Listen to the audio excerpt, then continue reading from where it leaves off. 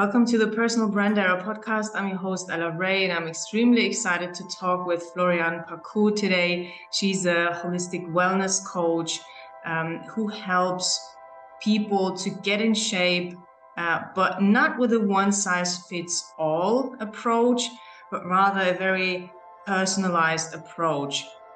Welcome, Floriane. I'm very excited to talk to you today. Thank you so much for having me. So the very first question that I need to know, and also my listeners are, I'm sure, very curious about, is what inspired you to become a wellness coach or a fitness coach? So, growing up, I was definitely always the heavy girl. I, was never fully comfortable in my body, but I knew I was chubby and big, but I didn't really realize how much of a problem it was until we went on a family vacation when I was 13 years old. We went to Utah and we hiked the Grand Canyon, and I was having the most miserable time. My feet were hurting, my thighs were chafing, and I just felt so like heavy and unfit. And anyways, at the top of the canyon, we took a family photo and we were all sitting on the ledge, and my stomach just looked like 9 months pregnant. And I knew I was big, but it didn't really hit me until I saw that photo. And then I was like, oh no, like this has gotten too far. And then that's kind of when I started to take a little bit more of a look at my habits. So I was very shy, would always, introvert. I was always reading at recess, never running around. So not active as a kid, ate junk. I was a very emotional eater. So I would just eat cookies while reading my Harry Potter book, like those kind of comforting things. And obviously it took a toll. So I started logging my nutrition. I started becoming active. And over a period of 2 years, I lost just under 70 pounds. And that was kind of what eventually led me to becoming a trainer. But for a long time, it was never my goal. I just had a personal weight loss and I was pursuing a career in baking and pastry arts. So I wanted to be like a chef, but that didn't work out. And then I took a trip to Thailand by myself for 6 weeks and I got extremely sick. And then I don't know if it came from God or what, but I was sleeping for 28 hours. And when I woke up, the first thought in my head was, you need to be a personal trainer. And I had never experienced, even thought, in my head, like, oh, this is a career. I might like never ever crossed my mind. But this voice in my head was so strong that I was like, okay, I have to follow it. Like I've never had this feeling before. So when I came home from my trip, went back to school, did my certifications for fitness training, and then that was kind of how it all came together. And you mentioned something that in the beginning, you were an emotional eater. If any of my listeners don't quite know what that is, could you go more into explaining what that is, where it's coming from, and why people do it? Absolutely. So eating is such a comfort for a lot of us, and some often we like to have lavish meals to celebrate, or in terms of those joyous occasions. But for a lot of us too, especially if you're I was very emotionally sensitive, and when you're not taught how to properly process emotions, you just want to feel better, and the only like one way that can happen for people is to find comfort in food, and especially processed foods that are very palatable and give you that instant dopamine hit. It makes you feel better when you're having a negative emotional response. So a lot of us lean on eating as an emotional kind of like comfort, and so that would be emotional eating, is kind of using food to kind of numb your feelings or feel better in a time of need, kind of thing. So basically, if parents ever notice that in their kids, they need to look into their own treatment of their kids, so to speak, and just find a way to connect with their kids again, to respond well or properly to their emotions and help them regulate their emotions. And from the feeling or knowledge that I have so far, it would still probably not help them or remove the emotional eating. Am I right on this? It would require more than just being responsive to their emotions and be a good parent again, or right? Yeah, I mean, there's definitely many facets to why someone is an emotional eater.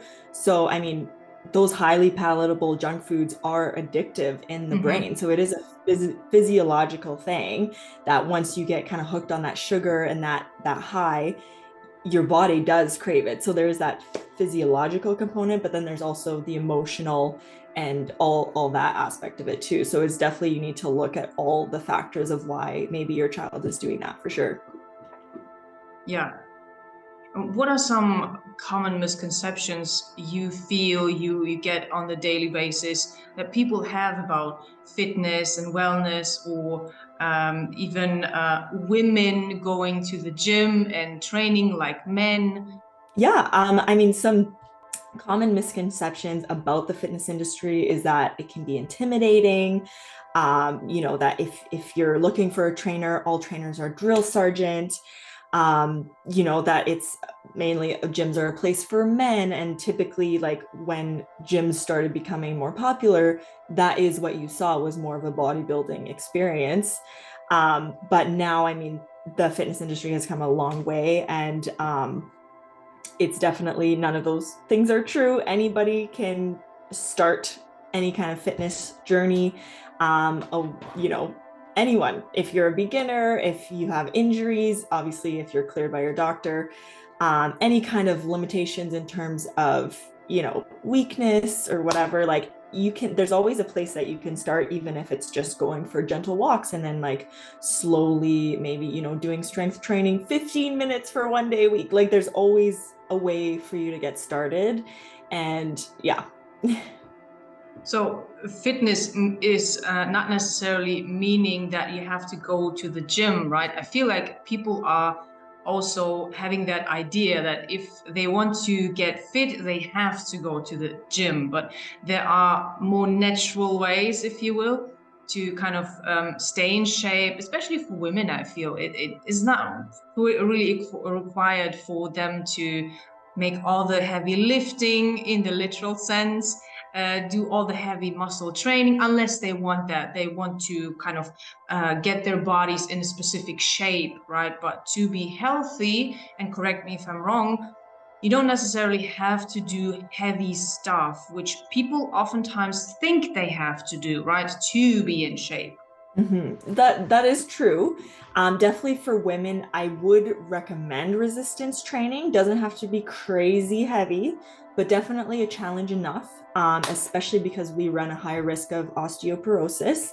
So especially as we reach menopausal and postmenopausal age, the bones start to weaken, and so a great way to combat that or stave it off is increasing that resistance of the muscle, and that's going to build strong bones. So as women, it is important to do resistance training, but it doesn't have to be crazy heavy, but you do need to work your muscles in some way. And you're right, it doesn't have to be at the gym. It could be a variety of other ways.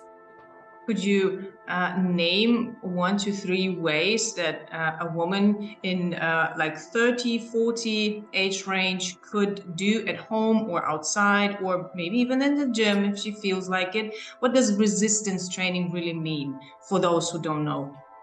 Sure. So definitely, it's resistance training is when you put load on the muscle. So it could be where you're fighting the resistance of an opposing force. So gravity could be an opposing force, a weight, a resistance band, anything where you're making your muscle kind of resist is strength or resistance training. And so some examples of that would be, for example, like an uphill hike. That would be resisting the force of gravity on your legs as you're going up the mountain. Or you could do even body weight exercises such as push-ups and squats, things like that at home that require no equipment at all. Even just using resistance bands or weights that you have at home are also really great forms of that. That's awesome. Really great examples. if you were to like rate yourself, you are now a fitness professional and a beautiful woman. How would you rate yourself from 1 to 10? In terms of just The looks outer or appearance. Yeah, let's take the looks first. um I would say like 7.5. You're humble. Okay, and if you are a 7.5, and that's quite a high number, right? That's like above average if we say 5 is average, right? Yeah. Is there anything that you say, oh, I want to change that about my body to become a 10? Honestly, like if you had asked me years ago, I've always been self-conscious about my chest. I felt like it's always been small and I would rather have bigger boobs. So that was one thing for a long time that I was quite self-conscious about. I mean, a lot of it is more so just just little nitpicking things. I mean, obviously, we look at ourselves with a more harsher lens than probably everyone else does. Um, but I guess one thing that I would like to fix would be I have a gluten balance. So my left butt cheek is bigger and stronger than my right. So I would want to get that. If I could get that more symmetrical, which I've been trying with like single leg exercises and things, I mean, that would be one thing that I would definitely love. What is causing that, this different size or shape of the glutes? So I've been told that I have a slight difference in my leg length, just a couple millimeters, but over time that can cause one glute to overcompensate. Oh, okay. So there would be, and if you say you have been trying to do that, is there effective training for that that can give you the results in a short amount of time? Or is it something because your legs are different length, you would basically, if I think in medical terms, you would have to kind of balance the length of the legs first to kind of eliminate that source that is causing it, right? And then kind of adjust and adapt your training system to your now similar or equal length legs, right?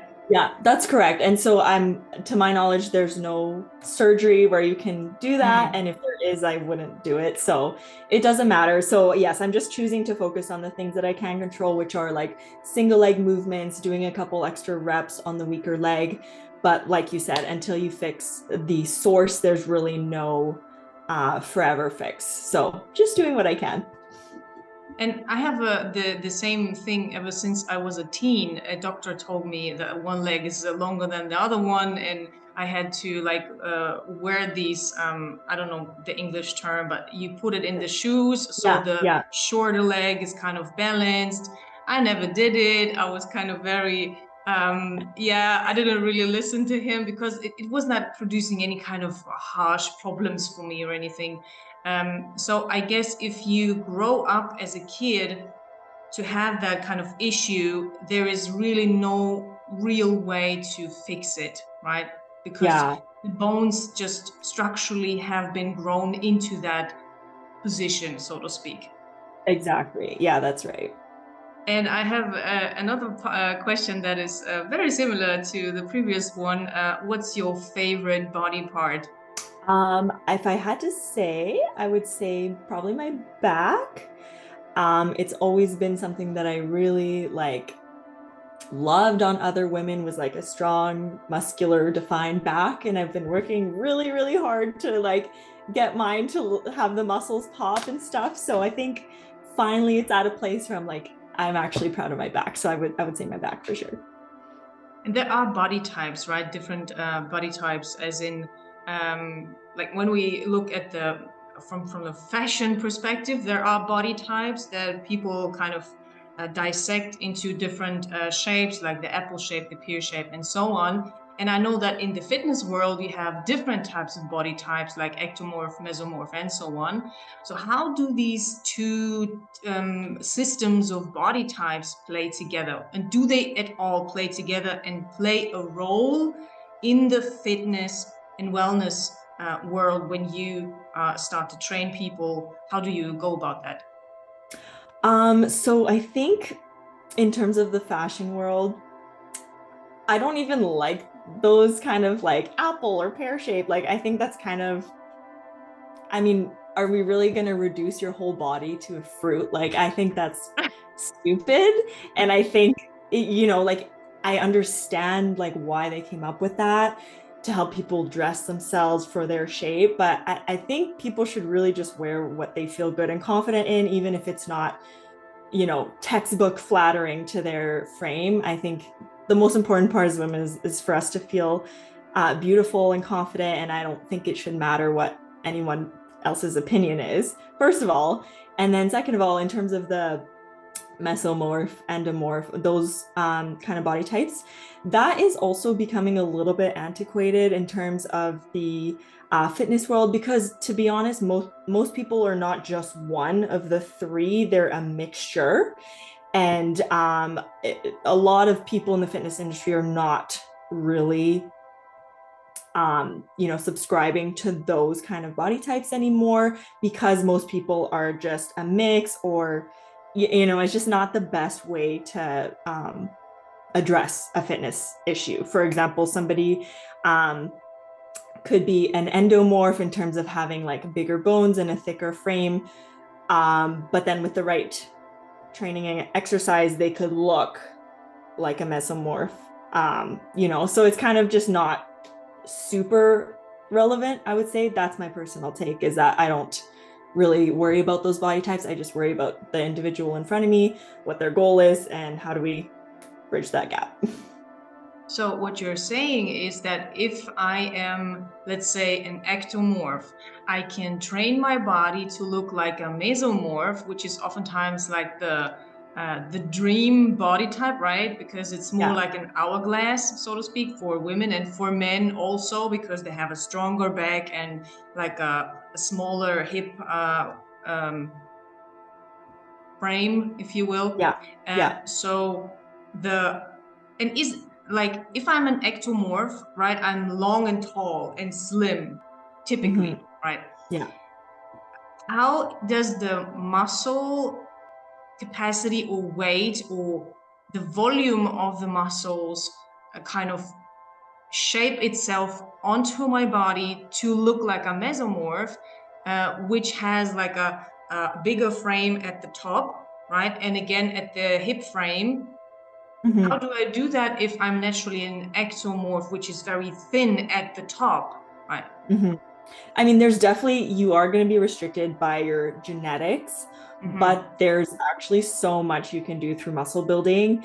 Um, it's really incredible. Like, over, not to say that this would happen fast, but if you were to follow a strict, like heavy lifting regimen for 5 to 10 years, it is not impossible to really give yourself like that shape, obviously within um, the confines of your like your bone structure.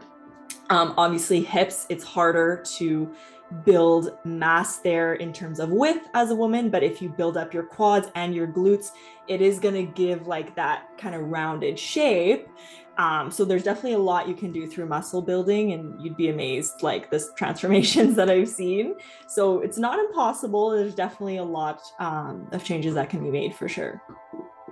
And I can assume from what I know that training alone will not do the job. And if we want to speed things up to our desired shape, then we have to also incorporate food, right? And the diet. Absolutely. Can you Yeah. talk a little bit more about that? I think you are a vegetarian. First of all, why did you become a vegetarian? And how does the diet and how do foods play a role in for the shape of the body, for the feel good factor of the body, and for the whole wellness feeling of a person? Absolutely. So in your example of wanting to kind of build lean muscle, you would definitely need to eat in a surplus, prioritizing protein and carbs to give your muscles the building blocks they need to grow.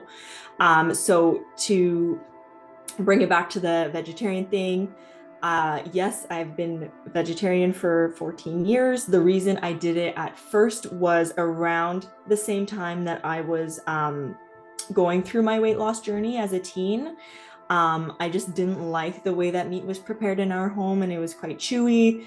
And we were in a home that, like, if you don't finish your plate, you can't leave. So I'd be like chewing on the same piece of meat for like an hour, like crying, like, I don't want to eat this. But anyways, so that was one reason that when I became, more autonomous, I was able to cook for myself. I just didn't prefer to cook meat. I didn't prefer to eat it. So it was just like a simplicity thing and a taste thing. And then as I got later into my teen years, with the rise of Facebook and, videos of like cows being slaughtered in, these crazy factories, I was like, I'm really happy I don't eat it now because this is fucked up. So it's kind of a mix of both, like taste, health reasons, and then also ethics. It would kind of be everything. But that's just my personal opinion, and I would never judge anybody else who eats meat. It is a great source of protein, especially if you're doing like pasture raised sources. So not to knock on meat, it's just not for me right now. And maybe one day I will eat meat again. I don't know.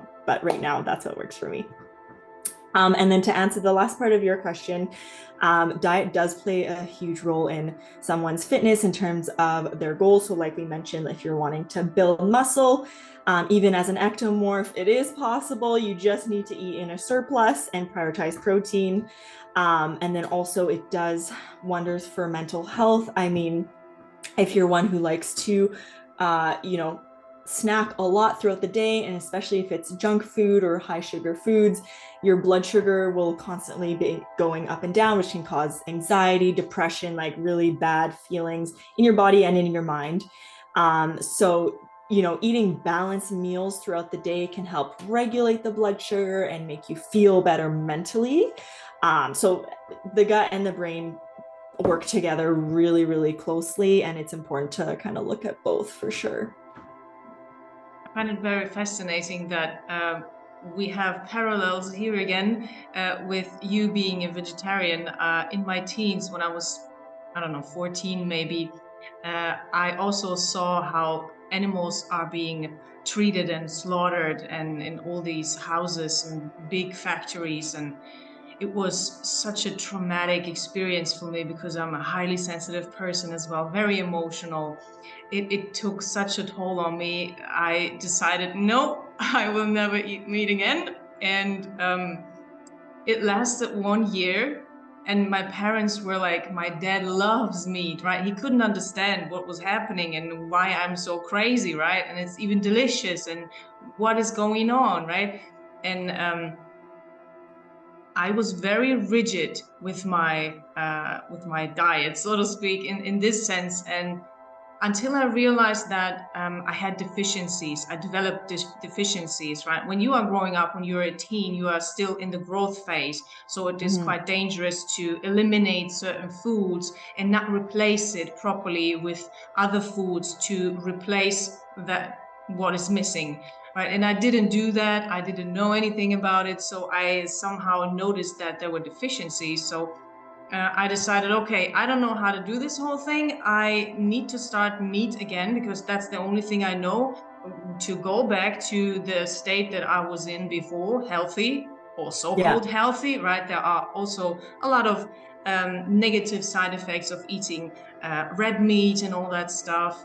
Um, but that was the only way I knew to be okay again, right? And then I got so deep into food and diet and what is health and how to become healthy that at some point I eliminated meat for the most part of my life.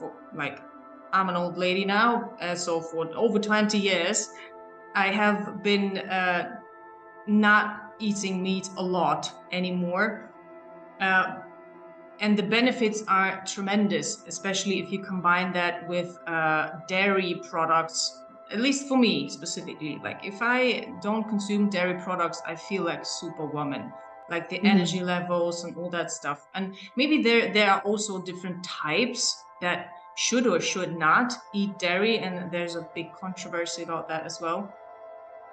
But I totally agree with you from everything that I know that the diet plays a huge role and is a great catalyst for someone to get in shape or to start the engine, so to speak, because the body, after all, works on food, right? It's it's the gas, so to speak, for the Ferrari. So if you want to go far, you better eat something that the Ferrari can really use for the engine, right? So I love that you are in the same boat. And what makes your method, though, compared to other people who are training people, and there are so many, you have so much competition out there, what makes your method different? That is not a one-size-fits-all method, as I mentioned, but a very different one. And I love how you do it. Could you tell my listeners how you do it, how you train people? So what makes my method different is I know I said earlier, not all trainers are drill sergeants. There are some like that, but there are some who aren't. And so, some will give you tough love, and I like to give more gentle love to my clients because, I didn't have a trainer when I was going through my weight loss journey, but I wish I did. And then if I had, I kind of strive to be the trainer that I would have wanted, like for my younger self, putting myself back in the shoes of if you're an absolute beginner, you have no prior knowledge, you're so scared to start this journey, you think you're going to fail, you're already probably beating yourself up for even being in a position where you're thinking of getting a trainer, like there's a lot of emotions that kind of are wrapped into starting a fitness journey. And I personally think the last thing that you need is someone like jumping down your throat, being like, you're not good enough. Like, why can't you get your shit together? Da da da. Like, that's to me very counterproductive and rude. I would much rather be treated with respect and empathy. And I understand. I did. When you're going through your fitness journey, it's not going to be perfect. You're going to fall off the wagon. You're going to have to get back on again.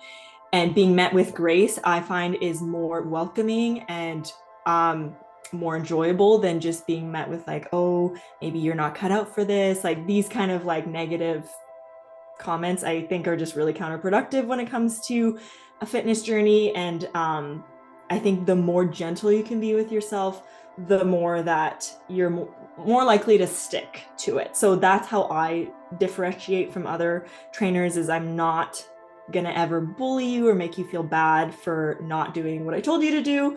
We're just gonna find a different way to make it work for you and then move on and keep going.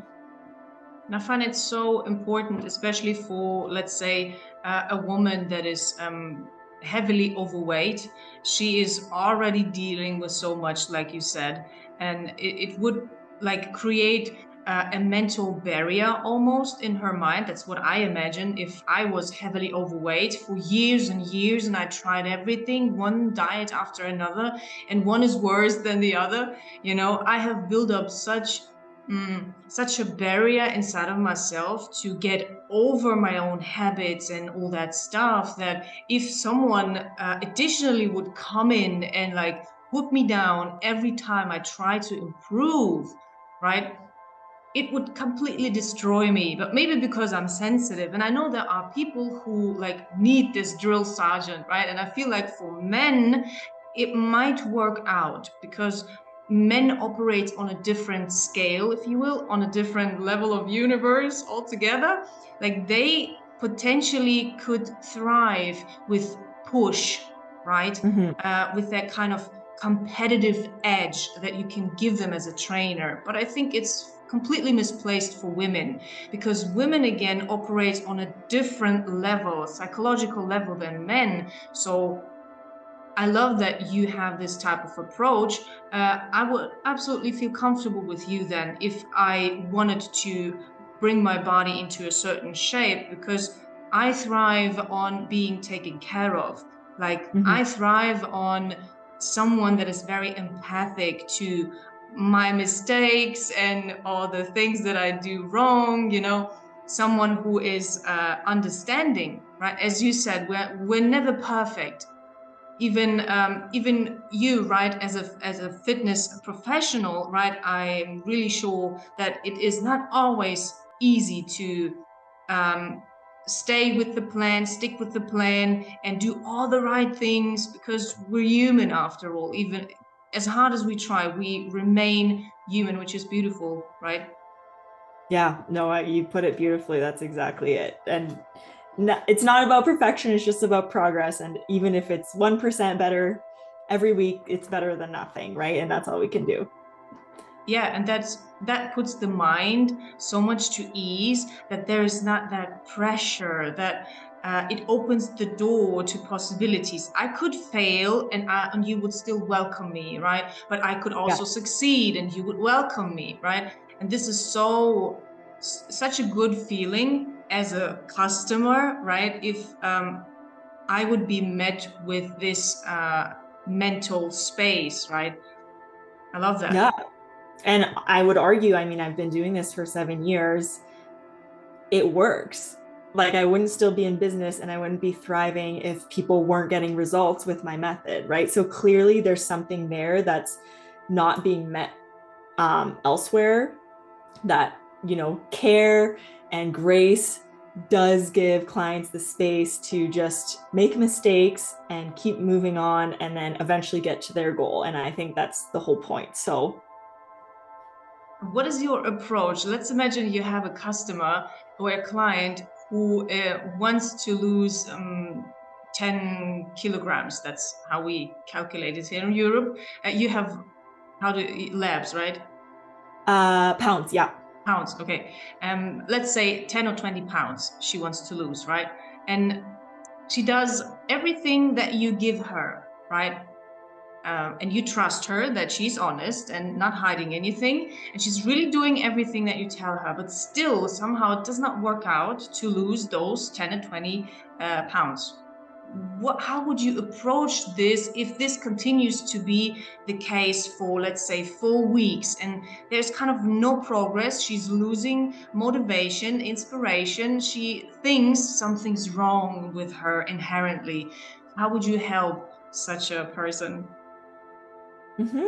That's a great question. And that's something that I actually come across a lot is people, say they're doing the right things, but then in the end, like it's just not really yielding results. So there's a few different possible things.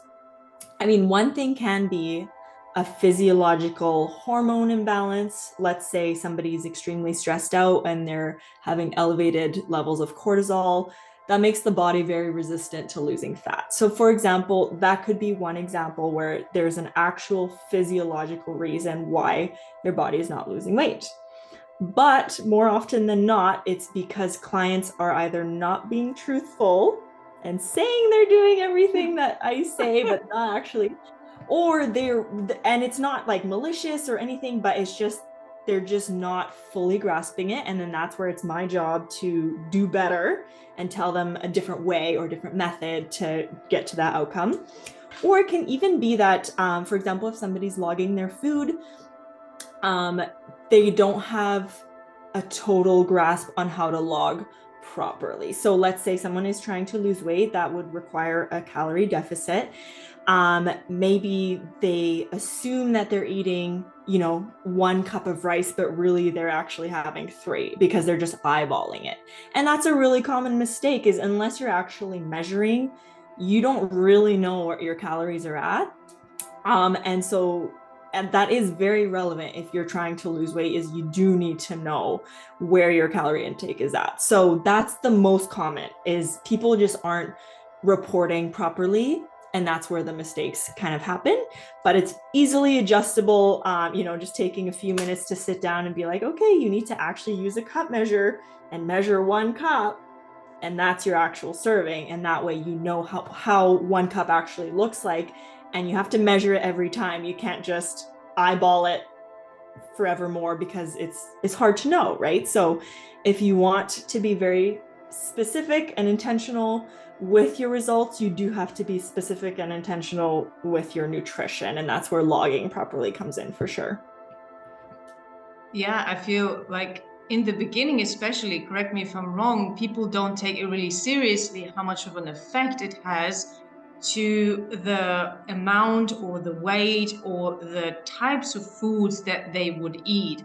They just assume, oh, that's going nowhere. But it really does have crucial effect depending on what type of a person you are, right? one sort of food will have a different effect on a younger person, for example, than on an older person, right? Let's say potatoes, right? And you mentioned the blood sugar before, right? Certain foods will just elevate your blood sugar into the moon, literally, if depending on how old you are, whether you're a woman or a man, right? So you need to consider all these fine details and really listen to the professionals if they tell you, hey, you cannot eat that, right? Because it will do XYZ in your body and you will not lose your weight, right? Or you will not build muscle. There's Yeah. always a cause and a reaction with everything, with every single food that we take in. And like the body is the temple, it will always react to everything that we give it internally, but also externally, right? Yeah, 100%. As we talk about the internal and external effects of everything, the foods, the diet in general, I noticed that there is a particular pressure almost, like there's a lot of pressure on women from different fields and sides, but when we talk about fitness and wellness, I feel there's a particular pressure in certain times of a woman. So the first one that I noticed being a kid is when you go to the beach. Like women almost obsess about it to have a beach body, right? That was a term that was very surprising for me when I was a young girl. Like, what's that? Why do I need a beach body? You know? But for some women, it is really important to have a certain look on the beach, right? That is different from when they are on Christmas Eve, right? Eating all the chocolates and enjoying themselves, right? Mm-hmm. And also there's a different type of pressure when they are getting married. Also notice that women tend to train themselves and to get into a different shape that they have been before. And can you talk more about where this is coming from, these different pressures, and what an effect it has on a woman wearing this weight, and what is the solution to all of this? Do we have to submit to all of these pressures? And how can a woman, maybe that's a very complex question, I realize, but how can a woman also kind of, without getting into a lot of pressure, get a good beach body, so to speak, and get a beautiful body when she's meaning to get married? Sure. Yeah, no, that's a really great question. And I think a lot of it comes from, especially because the girls getting married now probably grew up in like the 90s, 2000s. And in Canada, we have this channel called TLC, and it was a very, very popular TV channel. And there were not one, but there were multiple shows. It was like wedding boot camp, this, lose weight for your wedding, that. And it was these crazy, like extreme crash diets where all the girls would get a trainer and he would just be like, you need to lose weight, and like yelling at her and making her eat like one banana all day so that she can quickly lose 30 pounds for her wedding in 2 months. Like really extreme stuff, which obviously makes for fun to watch TV, but it's not realistic at all. And I think, if you're watching these shows growing up, you'd be like, oh, that's what I need to do, because it was just almost glorified, because of course they look great on their day and they're like, it was so worth it, like, which is fine. But I mean, the show doesn't follow the ladies after the wedding. I mean, guaranteed, if they used a crash diet to lose weight, they're going to gain it all back and more later. So really, like, it's not sustainable, it's not healthy on the body. So I think a big part of that comes from that societal kind of wedding culture, and also even just like as the woman wanting to look your best in front of your guests, and like, yeah, just feel beautiful. I think that's the most important part. And some people conflate feeling beautiful with being super small, but it's not necessarily the case. And I think, the body positivity movement is definitely making strides in a good way, for where people are not, only idolizing being stick thin now. It's more like owning your shape, doing what's right for your body because it feels good and you feel well overall, not for a certain like aesthetic goal necessarily. Yeah, it ties back, it ties closely to this. I'm kind of mixed feelings about the body positivity movement. On one hand, I absolutely celebrate it because I think it's very unhealthy for young girls to learn that they have to be thin. I personally never had problems with my weight.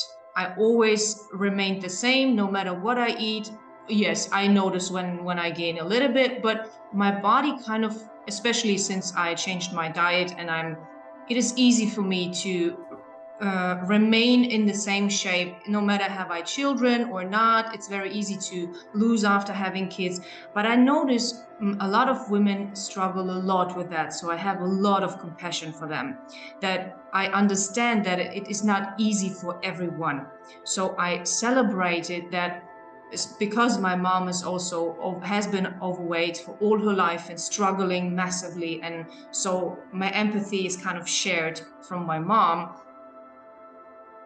I feel it is really, really good to communicate to girls that it is okay how you look, but you can be conscious about your health, right?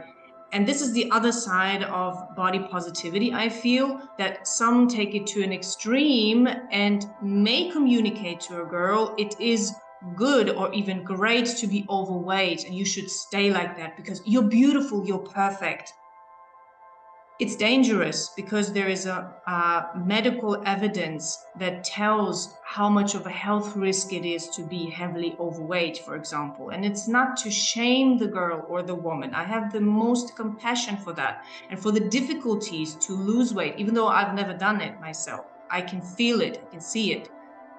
But we should kind of have a balanced mindset about that because to me personally, health is number one. So I personally would do everything for my health, right? If I was overweight or not having enough weight, I would always lean towards the healthy side.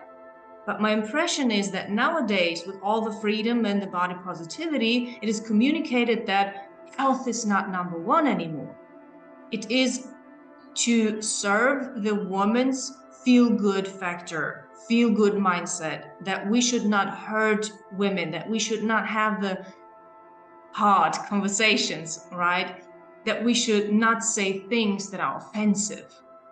But if that offensive thing leads to her being more conscious about how she's eating, that she might have a problem, and that there is a way to get out of it, especially if she's feeling bad about it. There are plenty of women who feel incredibly amazing with their shape, even if medically it would be considered overweight.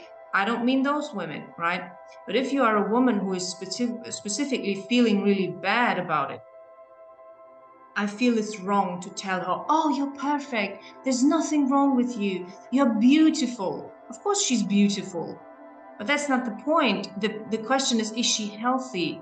Or will she lose a lot of years in her life just by having medical issues, especially when she gets older, right? There will be knee problem, bone problem, back problems, depending on what other issues are connected to that. And I'm sure you can talk for ages about that topic, but could you continue my thought on this one? How you feel Yeah, I about mean, it? I definitely agree that there's the body positivity movement can be taken too far. And it's funny because I've actually seen many accounts of bigger girls, like I'm talking like morbidly obese girls, sharing their stories saying that the body positivity movement actually kept them fat and kept them unhealthy, because their circle was just telling them like, it's fine, you're beautiful, like if anything you should gain weight, like live your best life, da da da, right? And then they themselves, being in that position, were able to take a step back and through different means, but they started a weight loss journey and they were almost shunned by the body positivity community because now they're not fitting in anymore. And so I thought that was really interesting that girls in that community were choosing to actually do better for themselves and start taking, more action towards getting their body feeling better.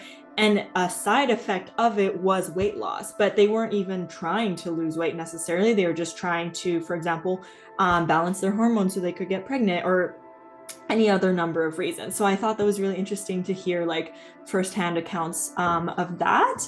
And I think, if you're doing right by your body, you're eating whole nutrient dense foods, and you're moving, at least 3 hours a week in some capacity, just try and do the best you can by your body. You don't have to be perfect, but I do think it's important to think about your future self and how you want to live the rest of your years, because the fitness level that you achieve in your younger life carries over to your older life. So the more you can do your future self a favor, I think you should.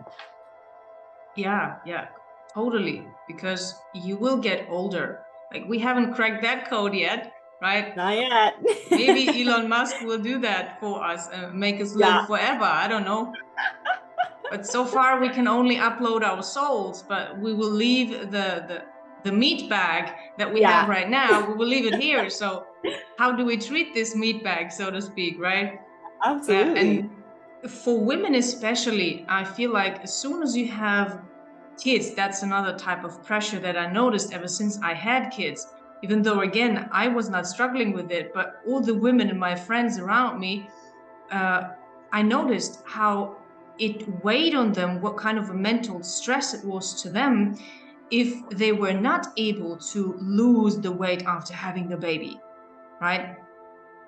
And this is a type of pressure that I want eliminated from this world entirely, because this is so useless, right? A woman that takes 9 months of gaining weight, which she should, right? If she wants a healthy baby, she needs to gain weight, right? And that some people seriously expect a woman to lose the weight 3 months after giving birth and being breastfeeding, for example, right? It's insane, even though she needed 9 months before to gain all the weight. So can you talk more about that, whether you plan to have kids and how it would change your life, you believe now, in your fitness routine right now, in how you see that type of pressure? Do you notice that with your clients as well? Do you have clients that are struggling with that? Yeah, I definitely have a couple postpartum moms who fit that exact description. And I think you're right, there shouldn't be any type of pressure. Even in terms of how you said, like, oh, 3 months is too short of a timeline. Even if the woman never loses the baby weight, does it matter? Like, you can still be a healthy body within a certain range. Just because you were, always 140 pounds and now you're 170, if your body's still working, you have energy, your mental health is good, does it really matter? Like, I don't think it does necessarily. Maybe you have a personal look or a personal feeling of how you want your body to be, and that's totally fine. But I don't think there should be any external pressure to moms to have any type of look. We are literally divine beings bringing, a new life through our body. That's the most divine thing you could do at like point blank. You don't need to prove anything else after that, in my opinion. And I think that like, I definitely want kids. I'm getting married at the end of this year, and so kids are hopefully going to be on the horizon soon. And I think it probably will change my fitness routine.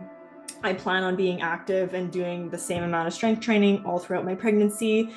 God willing that I'm not too sick and I can do my same routine, that would be great. And then postpartum, I'll just see how I feel. Who knows, right? Some people have really traumatic births and they literally have an unfunctioning pelvic floor for months after. Like, I don't know what it'll bring, but I'm just trying to prepare as best I can now. And then hopefully, not hopefully, it's true that having a strong body before you give birth makes your pregnancy, your birth, and your postpartum experience a lot easier. So that's what I'm doing to try and help myself, and we'll see what happens. I wish you all the best on that journey, keeping Thank it you. fit and healthy, and I'm sure you will. You know so much. And do you have any fears around being pregnant, having kids, in connection to your profession right now? Because it is a profession that will be profoundly dependable, basically, on what you do on your in your private space. And can you talk more about that? Absolutely. Yeah. So, definitely I'm going to try and work through my pregnancy as long as I can, because primarily I'm doing one-on-one coaching. So that really requires me to be there physically present. But I am working right now to try and kind of scale my business and go more of an online route in terms of digital products and services that don't require me to kind of trade my time one-on-one with somebody, because I do plan on homeschooling my kids as well. So I want to make sure that the way that I set up my business doesn't require me to be physically there, so I can be physically there with my kids a lot of the time. I mean, I do love one-on-one training a lot, so I'll probably never fully let it go, but I do plan on like scaling it back, even just for the first few years of motherhood. But I mean, we'll see. We'll see what happens. And how did you decide, or why did you decide to homeschool? Um, without going too deep into it, I think there's a lot of um, not so favorable biases that get taught to kids in a public school setting. I think, like how I treat my clients very specifically to the individual, I believe education and teaching should be the exact same for the child. And to lump 30 kids in one room with one instructor, you're not getting tailored you know education, and your kid is more likely than not going to be bored out of their minds. And I just don't think that conventional school actually prepares kids for real life. It just prepares them to be a factory worker or a desk job worker, to sit in the same spot for 9 hours and just blindly focus and not use their critical brain. So I just don't stand for any of that. And I want to raise a critical thinker. I want to raise somebody who's independent, who is a self-starter, who can take initiative. And these are all not values and beliefs that are really reinforced in the traditional schooling system. So I just kind of want to do my own thing, and hopefully the kid turns out okay. I believe it will turn out, it or they will turn out more than okay, because again, I'm in the same boat. I do homeschool or free school my two kids as well. Amazing. And it has been like the best decision ever, because as you said, and my son started to go to school, and then we started to have issues with his teacher, like really big issues. And so I decided, no, I will not take this on me or on him. I suffered enough in school with discrimination and all that stuff. He doesn't have to go through this, right? He deserves more and he deserves better. So I took him out. Obviously, it is not allowed in Germany. It's different in the US. In the USA, it's legal in the USA. It's illegal in Germany. So I would have faced prison if I were to do that. So that was just one blip of in my decision making to become a digital nomad, actually. But it is now, of course, possible because I'm not a German citizen anymore. And everyone that I meet who's doing free schooling or homeschooling has amazing kids. These kids grow up really developing independent thinking, independent skills when it comes to evaluating their mistakes. And it highly depends on how the how the parent reacts to their mistakes and everything that they do, right? And how much pressure they apply to the kid. But generally, those parents are very liberal, very empathic people, very nature-loving people, who don't apply too much pressure or push kids in one or the other direction, but rather want kids to explore the world in their own way, which is incredibly fruitful. Like, I have the greatest experience with that. How much freedom, time, empathy, and inspiration can evoke or give birth in the child's mind to their own genius. This is incredible. I would never do anything else. The way how kids learn and develop is much better in a situation and in a setting that is free, where the parent only acts as an inspiration, source of inspiration, but never to correct heavily, put pressure on them, or to say, you have to get this done by 2 p.m. This is taking away a lot from their genius. And this is what makes me really angry, that even neuroscientists would agree to what I'm saying, because I learned from them. And still schools don't pivot, because I think there is a reason why they don't pivot, because the society and the state actually benefits from slaves. And 100%. I don't think we're slaves. I think we're born free until we get the birth certificate. That's when we become slaves. And I feel like parents, especially women and mothers, need to take it into their own hands and need to create the type of freedom they want for their kids. So, and this ties closely into your profession, I feel, health, wellness, and fitness. How kids develop in a free space is so different from compared to like the physical exercise that they do in school. They have to sit for half a day. How good can that be? Like, I Yeah. remember my back problems. I was a tall girl, always very tall, even taller than the boys, most of the time. So the desks were always way too low for me. The chairs were really not made for me. I had massive back problems and knee problems. And it took so many years after I got out of school and university to actually heal from that. And now not having these problems. And I think we should not do that to our kids. And it really starts with the kids, like the fitness, the wellness, the mental health that we develop. So I absolutely celebrate you for your decision. Well, thanks. I mean, I love to hear your experience with it, and it's so inspiring. And like, I hope I can do, the amazing miracles that you're doing for your kids for mine one day. So good for you for doing it too. I'm really, really sure you will, because I'm also really sure you will take your profession home, so to speak, and you will teach your kids what you know about health, fitness, and wellness, right? You will teach them everything that you know, how to train the body, how to eat right, and all those things, which will give them a really good head start to be patient, to not have emotional eating that you mentioned in this interview, also to know everything about their blood sugar. I'm sure you will tell them everything, right? Yes. And to know everything about their hormones, especially if you have a girl, right? I'm pretty sure you will do an amazing job in doing that. And as you Well, thank you. have I hope so.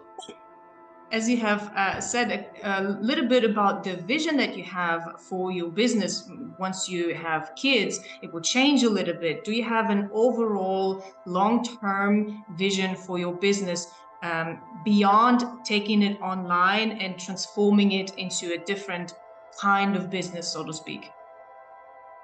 Yeah, I mean, it's always been a dream of mine to own a gym, like have my own fitness facility.